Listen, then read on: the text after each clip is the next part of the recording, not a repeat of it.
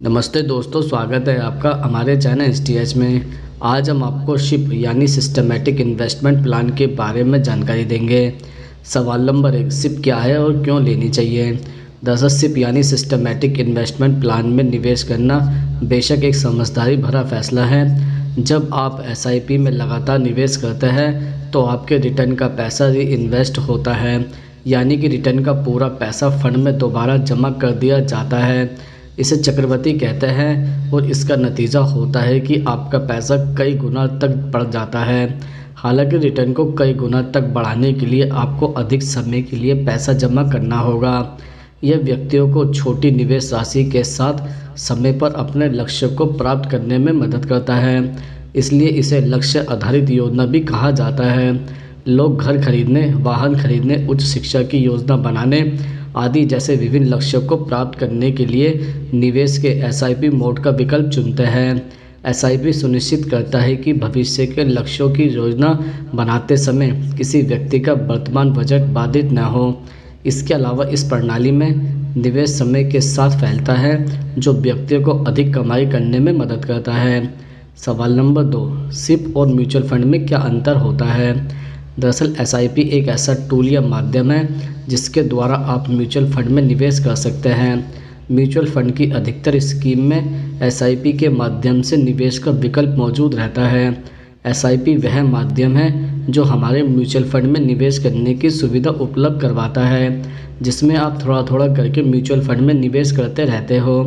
कई नए निवेशक जानकारी के अभाव में ऐसा सोचता है कि एसआईपी स्वयं में एक निवेश विकल्प है, परंतु ऐसा नहीं है। एसआईपी एक स्मार्ट और बिना परेशानी के किए जाने वाला निवेश है।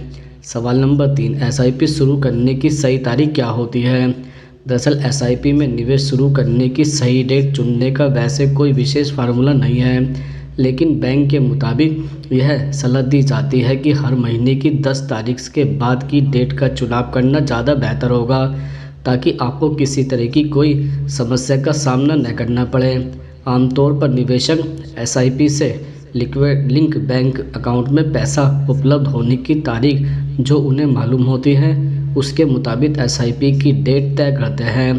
आप एसआईपी शुरू करने से पहले एसआईपी कैलकुलेटर का इस्तेमाल कर सकते हैं, ताकि आपको रिटर्न का एक अंदाज़ा लग सकता है।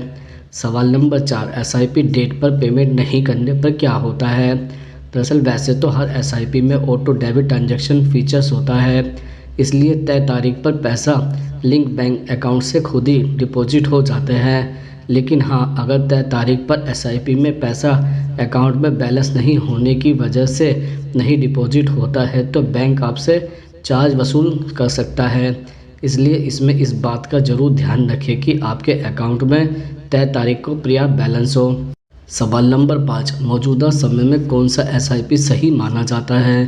दरअसल एसआईपी के लिए मौजूदा समय में multi cap mutual fund best हो सकते हैं, क्योंकि इसमें आपका पोर्टफोलियो खुद ही डिवर्सिफाइड हो जाता है। मल्टी कैप फंड निवेशकों का पैसा बराबर से लार्ज कैप, मिड कैप और स्मॉल कैप शेयर में लगाते हैं। सवाल नंबर 6, एसआईपी में सालाना कितना रिटर्न मिल जाता है। दरअसल लॉन्ग टर्म में कई ऐसे फंड हैं जिनका सालाना एसआईपी रिटर्न 12% रहा है। म्यूचुअल फंड में निवेशक को सीधे बाजार के रिस्क का सामना नहीं करना पड़ता है, वहीं रिटर्न भी ट्रेडिशनल प्रोडक्ट से ज़्यादा मिलता है। सवाल नंबर 7, एसआईपी के लिए किन दस्तावेज़ों की ज़रूरत होती है। दरअसल एसआईपी में निवेश करने के लिए आपको अपनी एक कॉपी की आवश्यकता होगी। पैन कार्ड, एक पता प्रमाण पत्र जैसे आपका आधार कार्ड या पासपोर्ट और बैंक खाता विवरण। सवाल नंबर 8, टॉपअप एसआईपी क्या है और कैसे काम करती है। दरअसल यदि आपके एसआईपी अच्छा प्रदर्शन कर रहे हैं तो आप टॉपअप एसआईपी में निवेश करने पर विचार कर सकते हैं। यह एसआईपी आपको नियमित अंतराल पर अपने निवेश को बढ़ाने की अनुमति देते हैं। इस तरह आप उच्च प्रदर्शन करने वाले फंडों में निवेश कर सकते हैं और बेहतर रिटर्न प्राप्त कर सकते हैं। सवाल नंबर 9, लचीले एसआईपी क्या है और कैसे काम करती है। दरअसल एक लचीला एसआईपी में आप बढ़ा या घटा सकते हैं। नकदी प्रवाह अपनी इच्छा के अनुसार, दूसरे शब्दों में जब आप चाहे आप अपना निवेश बढ़ा सकते हैं और जब आपको आवश्यकता हो तो आप अपने निवेश को कम कर सकते हैं। आपको बस इतना याद रखना है कि आपको नियमित अंतराल पर कुछ निवेश करने होंगे। सवाल नंबर 10, स्थायी एसआईपी क्या है और कैसे काम करती है। दरअसल जैसा कि नाम से ही पता चलता है कि एक स्थायी एसआईपी वह है जिसकी मैंडेट तिथि समाप्त नहीं होती है।